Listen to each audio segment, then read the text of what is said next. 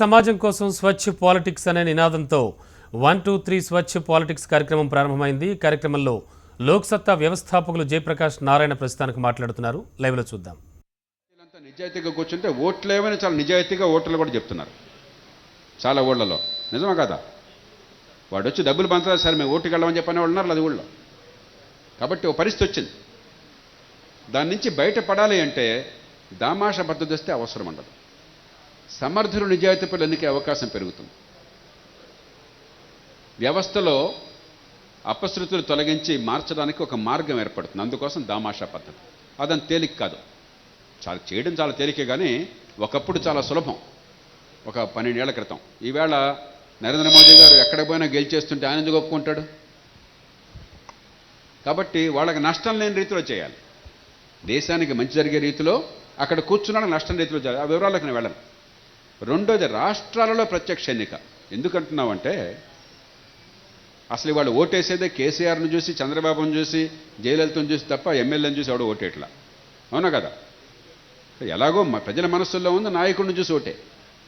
కానీ నాయకుడు ఏమవుతుంది? ముందు ఎమ్మెల్యేని గెలిపించుకోవాలా. నాయకుడికి లేకపోతే ఆయన పార్టీకి జనంలో ఎంత ఆదరణ ఉన్నా కూడా ఆ నియోజకవర్గంలో 100 ఓట్లు ఎక్కువ వచ్చి గెలవాలా. కాబట్టి ఆ గెలిచేవాడే కావాలంటే 20 కోట్లు ఖర్చు పెట్టేవాడు 10 కోట్లు ఖర్చు పెట్టేవాడు కావాలా.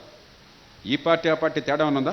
తెలంగాణలో టీఆర్ఎస్ కానీ కాంగ్రెస్ కానీ టీడీపీ కానీ రేపొద్దున బీజేపీ కానీ తేడా ఉందా ఎన్నికల్లో వాళ్ళు అనుసరించే విధానాలతో?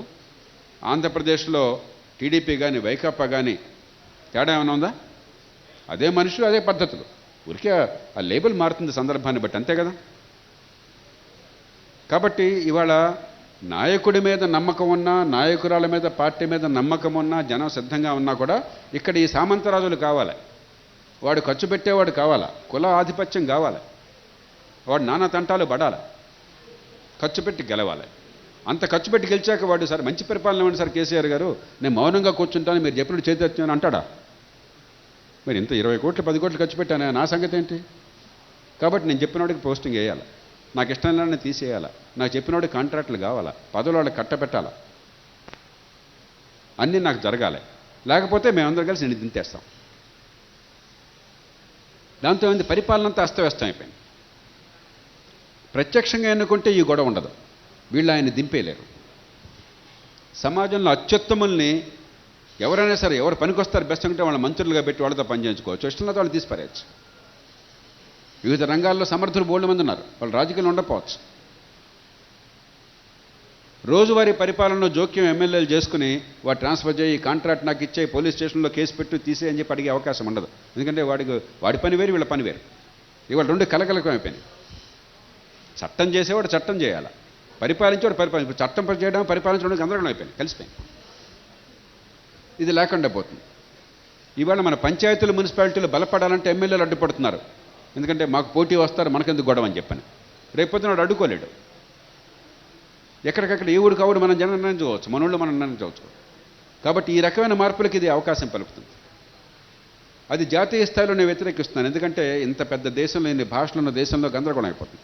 హిందీ ఇతర భాషలు హిందూ ఇతర మతాలు ఉత్తరాది దక్షిణాది గొడవల్లో దేశం మొత్తంలో ఒక నాయకుడు ఆయనే ఆధిపత్యం అని చెప్పంటే సమాజం ఒప్పుకోదు. ప్రమాదం కూడా. రాష్ట్రాల్లో పెద్ద ఇబ్బంది లేదు. లాభం ఎక్కువ నష్టం తక్కువ.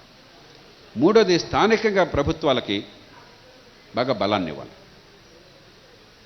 దాంతోపాటు రాష్ట్రాలకు వెసులుబాటు ఇవ్వాలి.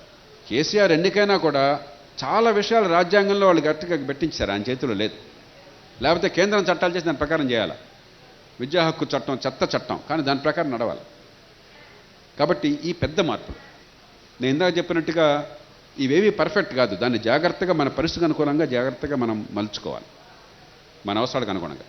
ఇంకో సమాజంలో ఇంకో పరిస్థితుల్లో ఉంటే ఈ మార్పులు కాదు కావాల్సిన వాళ్ళకి ఇంకో మార్పు కావాలి. ఇక చిత్తూరు జిల్లా కేవీబీపురం